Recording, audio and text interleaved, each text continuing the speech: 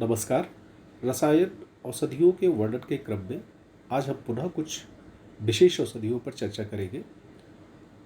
इन औषधियों की विशेषता यह है कि यह आपके आसपास उगी हुई मिल जाती है। आप अपने घर में उगा सकते हैं, गमले में उगा सकते हैं। यह औषधियाँ सामान्य रूप से स्त्री, पुरुष, बालक, वृद्ध सभी में प्रयोग की जा सकती है और इनके बहुविध उपयोग हैं। इनमें सबसे पहले हम जिस औषध की चर्चा करने जा रहे हैं वह औषध है शतावरी। शतावरी का वैज्ञानिक नाम एस्पार्गस रेसिमोसस है। आयुर्वेद में इसका प्रयोग मुख्यतः स्त्रियों में उनकी प्रजननांगों को सपोर्ट करने के लिए प्रयोग किया जाता है। सामान्य रूप से यह औषधि पित्त का शमन करने वाली है। जैसा कि इसके नाम से पता चलता है, शतावरी अर्थात हैविंग 100 हस्बैंड्स। इसका दूसरा नाम सतमूली है क्योंकि इस पे अनेकों मूल रूट्स होती है। बल्ले और वयः स्थापन महाकषाय में आचार्य चरक ने इसका वर्णन किया है। शतावरी और शतमूली के अनुसार के अतिरिक्त इसके जो अन्य पर्याय हैं वह है शतवीर्या, बहुसुता, अतिरसा। अगर इसके रसों की बात करें तो इसमें मधुर तिक्त रस होता है, वीर्य इसका शीत होता है और विपाक इसका मधुर विपाक होता है। आयुर्वेदिक ग्रंथों की दृष्टि से यह वेद्य है, वेदना स्थापन है और नाड़ियों को बल देने वाला अर्थात दरवाई टॉनिक है। अगर वैज्ञानिक अध्ययनों की बात करें तो तमाम अध्ययनों से यह पता चला है कि it supports the female reproductive system. It benefits the healthy levels of the breast milk production. It supports the balanced female hormones. It has soothing effect on the digestive tract. It promotes the peristalsis of the bowel movements.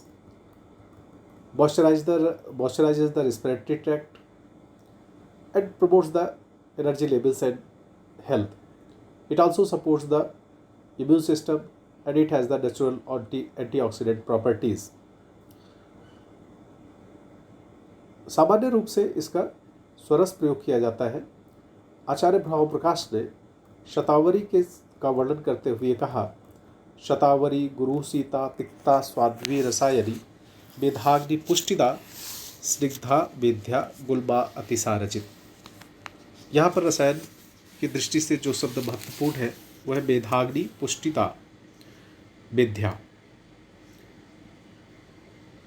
यह मेधा प्रदान करने वाला है, अग्नि को सम करने वाला है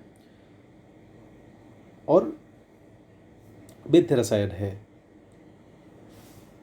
सुश्रुत ने कहा, वात पित्त हरि वृष्या स्वादु तिक्ता शतावरी महती चयु हृदया च मेधाग्नि बलवर्धनी।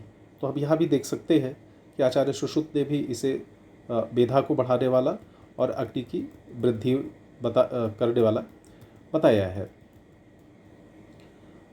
अगर विकारोपशम की दृष्टि से देखें तो आचार्य सुश्रुत ने कहा है, ग्रहणे अर्शो विकारग्नि वृष्या शीता रसायनी कफ पित्त हर तिक्ता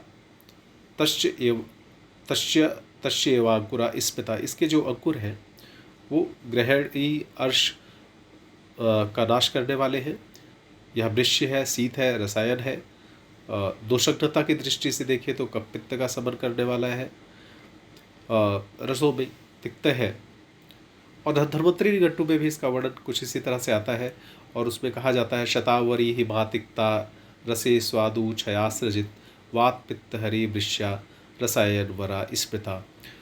यहाँ पर वृष्या रसायन वरा स्मृता कहा गया अर्थात यह रसायनों में श्रेष्ठ है, वृष्य है। महत्वपूर्ण बात यह है कि शतावरी एवं नागबला का वर्णन चरक चिकित्सा रसायनाध्याय आयुर्वेद स्थानीय है, पादमे भी है।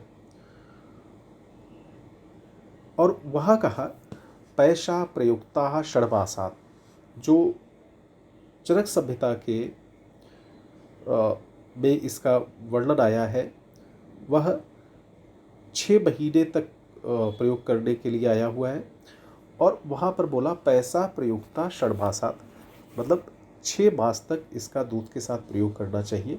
उसका लाभ क्या होता है, तो उसके लिए बोला परमायुर्वयश्च, परमायु अर्थात 100 वर्ष की प्राप्त होती, वयश्च मतलब जिस वय में आप इसका प्रयोग प्रारंभ करते हैं वह स्थिर हो जाती है, स्लो एजिंग हो जाती है। तरुणम अनायत्वम, you get rid of diseases, और तरुणता अर्थात यौवन प्राप्त होता है। स्वर वर्णम उपचयम, आपका वॉइस अच्छा होता है, स्वर अच्छा होता है, वर्ण कॉम्प्लेक्शन अच्छा होता है।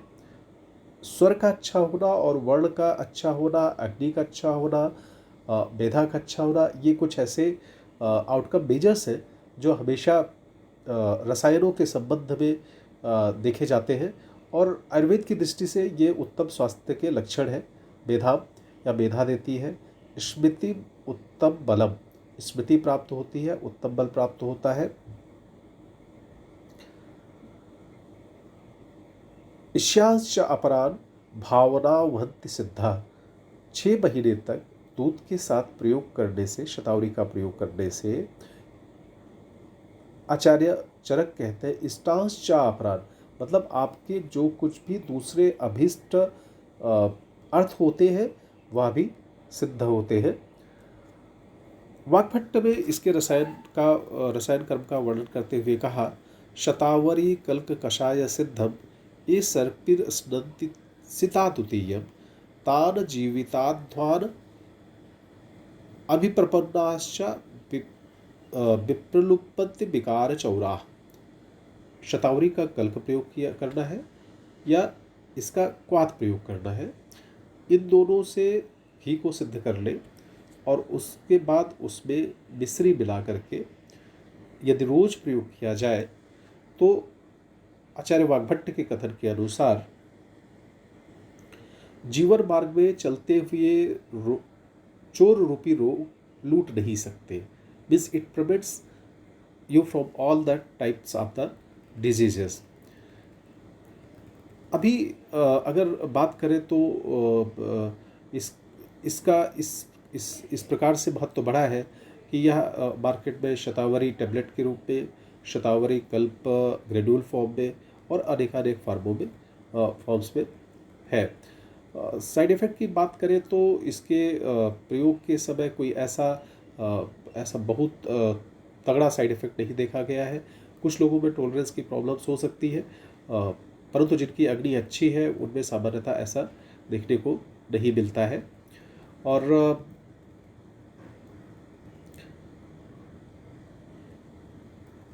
शतावरी के लिक्विड एक्सट्रैक्ट्स भी अवेलेबल हैं, उन्हें भी प्रयोग किया जा सकता है।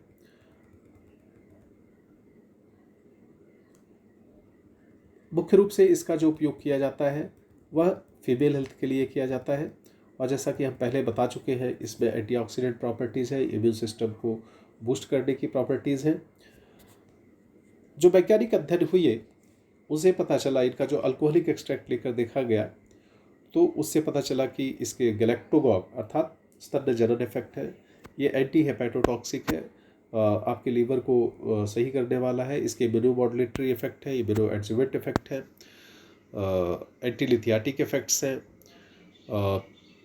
इसके अलावा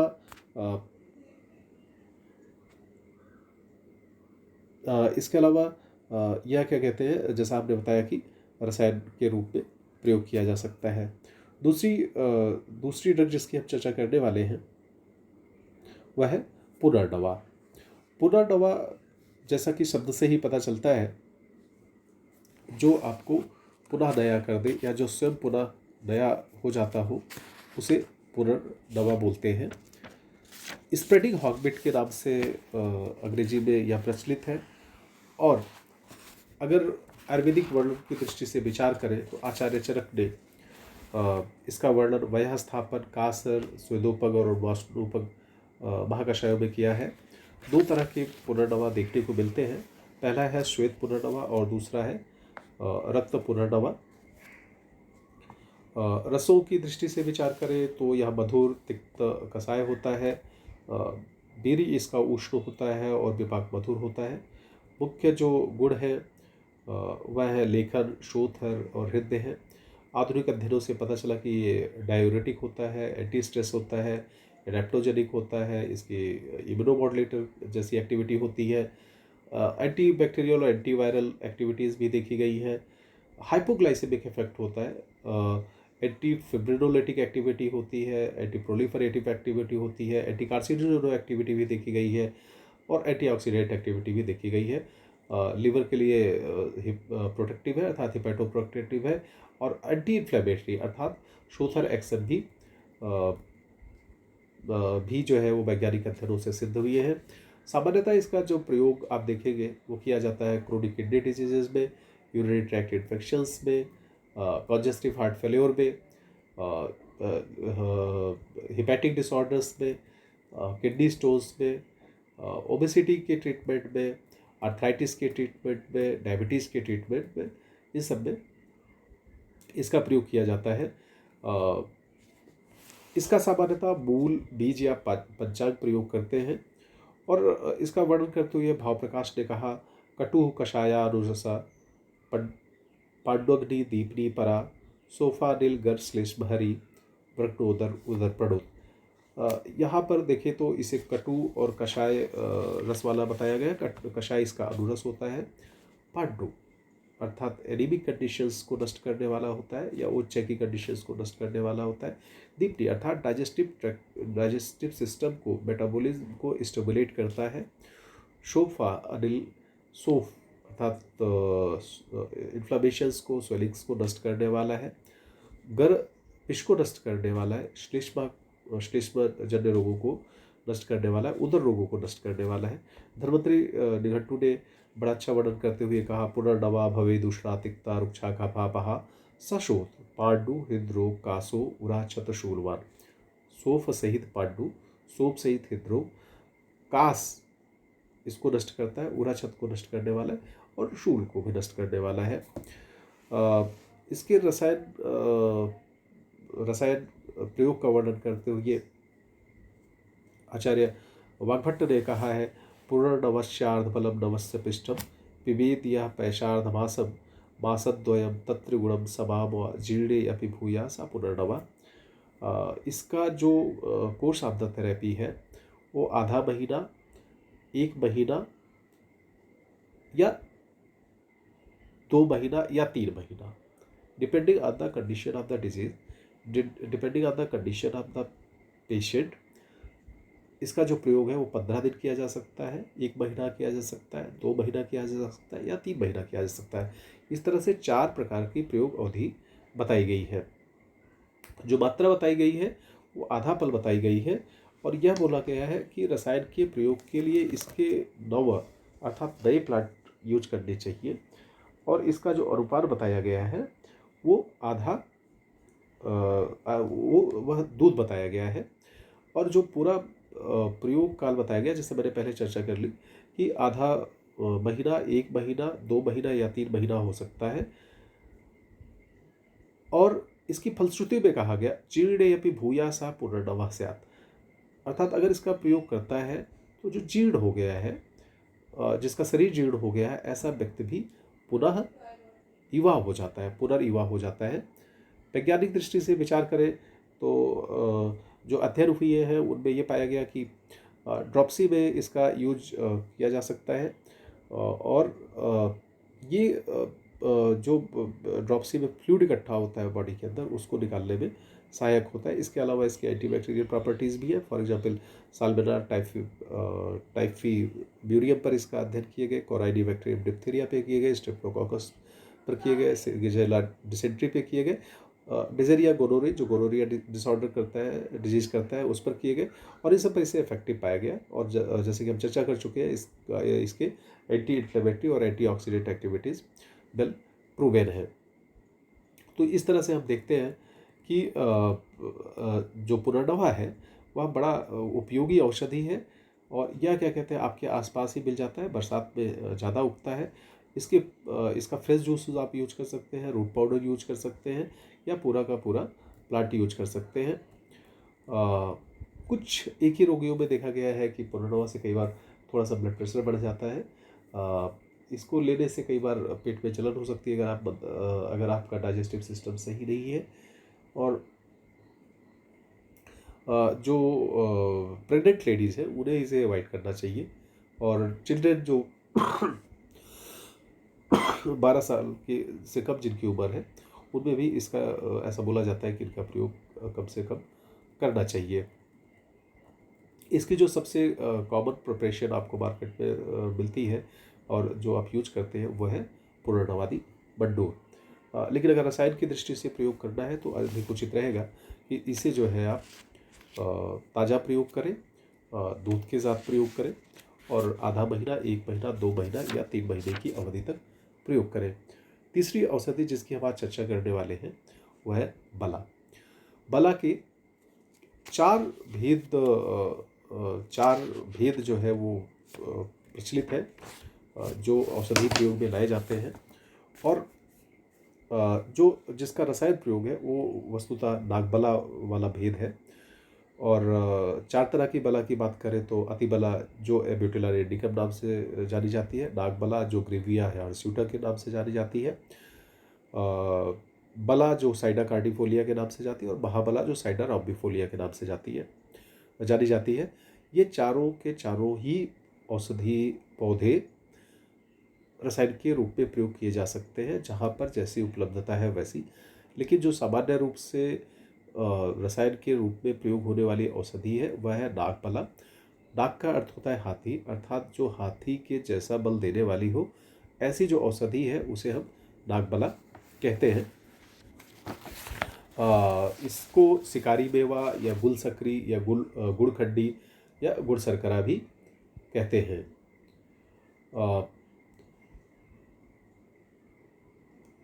सामान्यतः इसके रसों पर रसों पर दृष्टि डालें तो यह मधुर और कषाय है।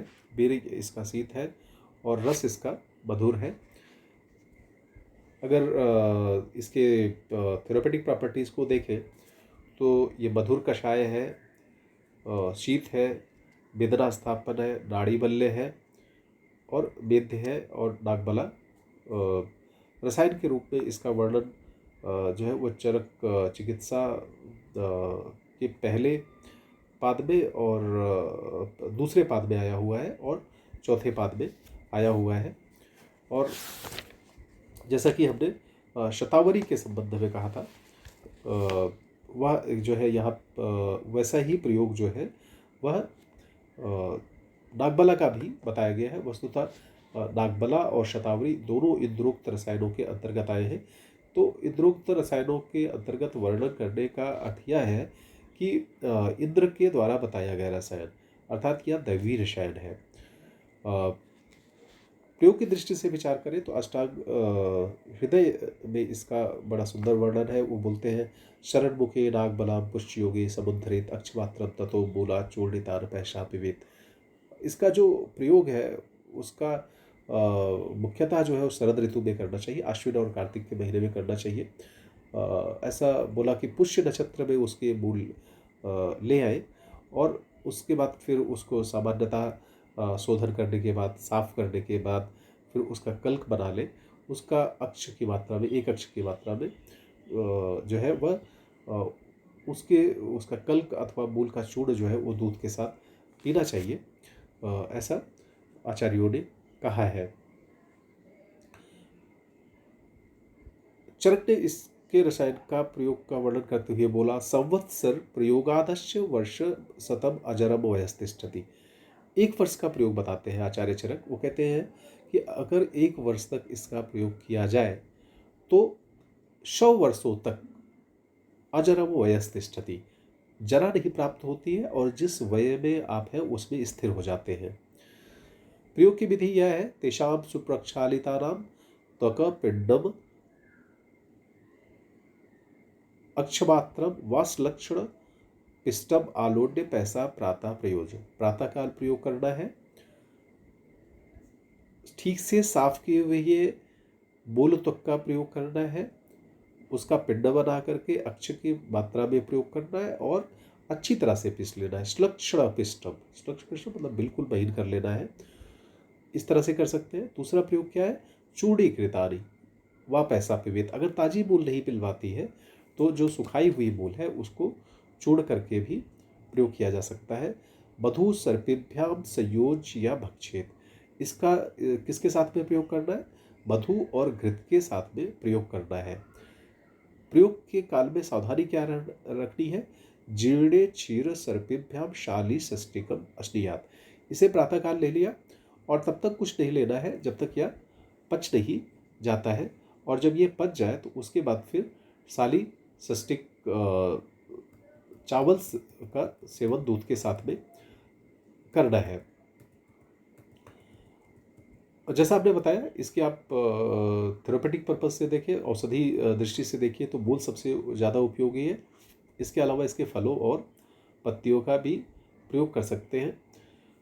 वैज्ञानिक दृष्टि से देखिए तो इसके घटकों में बीटा सीटोस्टेरॉल, अल्फा एमाइरिन, बीटा एमाइरिन, फ्लोराडॉल जैसे जो है वो थेरेपेटिक एजेंट्स इसमें मौजूद होते हैं। और यह औषधि जो है वो सामान्य रूप से जंगली पौधे के रूप में भी मिलती है। और इसका जो, जैसा कि हमने बताया कि गुल सक्री या गुड़ शर्करा नाम से भी जो है क्या कहते हैं, यह आपको मिल जाती है बाजार में, तो इसका प्रयोग किया जा सकता है और यह एक उत्तम रसायन है। इसके अलावा जो हमने 3 अन्य तरह की बला बताई, महाबला, अतिबला और बला, उनका भी प्रयोग रसायन के रूप में किया जा सकता है। एक और रसायन की चर्चा आज हम करेंगे और वह है गोक्षुर रसायन। गोक्षुर रसायन के संबंध में बात करें तो जैसा कि आपको पता है, गोक्षुर को मूत्रपिच्छ अनिल हराणाम, अर्थात जो गोक्षुर है वह मूत्रपिच्छ अर्थात जो डिफिकल्टी इन यूरिन की प्रॉब्लम है उसके लिए और वाथर, इन दोनों के लिए श्रेष्ठ है। आचार्य चरक ने इसका वर्णन मूत्रविरेचनी, सोथर और क्रिमिंग इन 3 महाकसायों में किया है। इसे पंक्चर वाइन भी कहा जाता है। और इसके जो पर्याय है वो है स्वदस्ट्रा, स्वादुकंटक, त्रिकंटक, वनश्रृंगाट, षडद्रुम और इक्षुगंधिका। रसों की दृष्टि से विचार करें तो यह मधुर रस वाला प्लांट है। इसका जो बीज है वो शीत होता है और पिपार मधुर होता है। यह वात शामक होता है, वेदना स्थापन होता है। इसके अतिरिक्त हृदय है, रक्तपित्त शामक है, शोथर और मूत्रल है, गर्भ स्थापन और वृश्च भी है। इसके गुणों का वर्णन करते हुए कहा गया है, गोक्षुरा शीतला स्वादुर्बलकृत विशोधन, मधुरो दीपनो वृश्य, पुष्टिश्चा अश्मरिहरा, प्रमेह श्वास कासार सह, कृच्छ हृदरोग वातरुत। गोक्षुर शीतल होता है, मधुर होता है, बल करने वाला है, बस्ती विशोधन अर्थात बस्ती का, आप सभी को पता है कि बस्ती जो है वो मथुरा स्रोतस का मूल है, तो उसका शोधन करने वाला है। अर्थात वहाँ जो वात पित्त कफ आदि दोष हो गए हैं उनको सामान्यतः बाहर निकालने वाला है। मधुर है, दीपन है, वृष्य है और शरीर की पुष्टि करने वाला है। इसके अलावा इसकी विशेष गुण है कि ये अश्मरिहर भी है। प्रमेह में प्रयोग किया जा सकता है, श्वास में प्रयोग किया जा सकता है, काश में प्रयोग किया जा सकता है, अर्श में प्रयोग किया जा सकता है, मूत्रकृच्छ में तो प्रयोग होता ही है, और हृदरोग में तथा वात व्याधियों में भी प्रयोग किया जा सकता है। आधुनिक अध्ययनों से सिद्ध है कि जो गोक्षुर है उसे आप बॉडी बिल्डिंग के लिए यूज कर सकते हैं, डायबिटिक एक्टिविटी के लिए यूज कर सकते हैं, एफ्रोडिजियक एक्टिविटी के लिए यूज कर सकते हैं। जो महिलाएं PCOS अर्थात पॉलीसिस्टिक ओवरियन डिजीज से सफ़र कर रही है उसमें यूज कर सकते हैं। स्किन डिजीज में भी इसका यूज किया जाता है और एंटी एजिंग एजेंट के रूप में प्रयोग किया जा सकता है। प्रोस्टेट ग्लैंड की जो प्रॉब्लम्स है उनके लिए यूज किया जाता है। जैसा आपने पहले बताया, हृदरोग में प्रयोग किया जा सकता है, जायना में यूज किया जा सकता है। शुगर और हाइपरटेंशन के जो रोगी हैं उनमें भी इसको यूज किया जा सकता है। इसके अलावा ये मेद्य का भी मेद्य होने का भी काम करता है। और आधुनिक अध्ययनों से पता चला है कि ये सीरोटोनिन और यमोए मोनोअमीन ऑक्सीडेज जो है उसको रेगुलेट करता है। और आप सबको पता है कि सीरोटोनिन वो हार्मोन होता है जो आपके इमोशनल और मेंटल स्टेट्स को कंट्रोल करता है। आधुनिक अध्ययनों से ये भी पता चला है कि पार्किंसंस डिजीज में साइकोलॉजिकल इम्बैलेंसेस में भी इसका पॉजिटिव रिजल्ट है।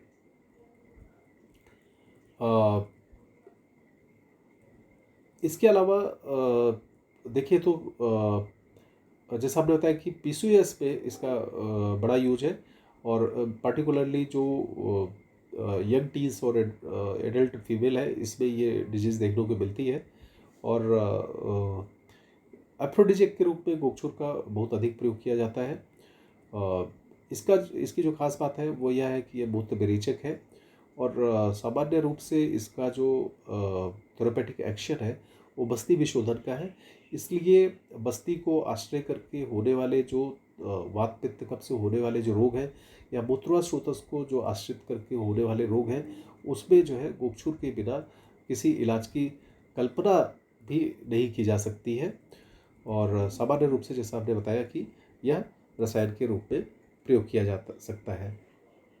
रसायन के प्रयोग का वर्णन करते हुए आचार्य वाग्भट ने कहा, फलोन्मुखो गोक्षुर का सबूला च छाया विशुष्का बिचूड़ितांगः। मतलब जिस प्लांट में फल आने वाले हो, मतलब पुष्प से फल की प्राप्ति हो रही हो लेकिन प्लांट हरा हो, ऐसे जो है प्लांट को मूल सहित उखाड़ लीजिए, छाया में उसको सुखा लीजिए और उसके बाद फिर उसका चूर्ण कर लीजिए। स्वभावतः स्वेन रसेन, उसके बाद गोक्षुर के ही रस से उस चूर्ण को भावित कर लीजिए, भावना दे दीजिए। मात्रा परा प्राश्रितिकी पया, उसके बाद एक प्राश्रितिकी की अर्थात एक कंजुल की मात्रा में उसका प्रयोग करें। क्षीरेण तेनयु शालिम अस्नद जीर्णे भवेत स द्वितीयो उपयोगात। पूरी मात्रा मतलब एक दिन में जो प्रयोग करनी है वो प्रश्रित मात्रा है। जो पूरी मात्रा मतलब 2 तुला तक की मात्रा तक इसका प्रयोग करना है। अनुपान क्या होगा? इस पूरे प्रयोग के दौरान अनुपान उसका दुग्ध होगा।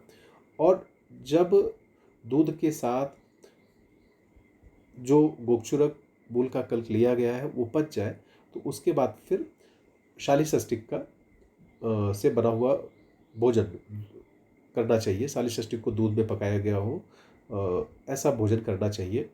और ऐसा करने से शक्तिवान हो जाता है व्यक्ति। सुरूपा, रूप प्राप्त करता है। सुभगा, शतायु, काबी, शतायु प्राप्त होती है। काबी, काकुद्यारियो गोकुलस्था, ये गोक्षुर के वाजीकरण जो एक्शन है उसको एक्सप्लेन करने के लिए बोला गया है। और उपमा इस तरह से दी गई है कि साढ़ मतलब गायों के बीच में साढ़ की जो स्थिति होती है वैसी स्थिति व्यक्ति की हो जाती है, अर्थात वह अत्यधिक काबी हो जाता है। उसका एफ्रोडिजियक एक्शन बहुत ज़्यादा हो जाता है। एफ्रोडिजिकली जो व्यक्ति है वो पोटेंशिएट हो जाता है। और इस तरह से इसके जो है वेरियस थेरेपेटिक यूजेज बताए गए हैं। तो आज हमने सफिशिएंटली 3-4 महत्वपूर्ण औषधियों की चर्चा की है। ये महत्वपूर्ण इस दृष्टि से है कि ये सामान्य रूप से आपके आसपास मिल जाते हैं, सस्ते हैं, बाज़ार में भी आसानी से मिल जाते हैं। इनकी मल्टीपल प्रिपरेशंस मार्केट में अवेलेबल है और इन्हें कई रूपों में आप प्रयोग कर सकते हैं। कल्क के रूप में प्रयोग कर सकते हैं, चूर्ण के रूप में प्रयोग कर सकते हैं, सोरस के रूप में प्रयोग कर सकते हैं, क्वाथ के रूप में प्रयोग कर सकते हैं, इनका घी बना सकते हैं, ऑलिव बना सकते हैं। तो इस तरह से क्योंकि बहु उपयोगी है, इनके बहुकल्प है, इसलिए जो है यह औषधियाँ अत्यंत उपयोगी है। तो आज के लिए इतना ही। आपकी जो सवाल है, शंकाएँ हैं, उन्हें आप मुझे मेरे व्हाट्सएप नंबर 9013858523 पर भेज सकते हैं या मेरी मेल आईडी dryogesh.pandey@gmail.com पर भेज सकते हैं। आपके प्रश्नों का स्वागत है और उनका यथोचित समाधान किया जाएगा। धन्यवाद।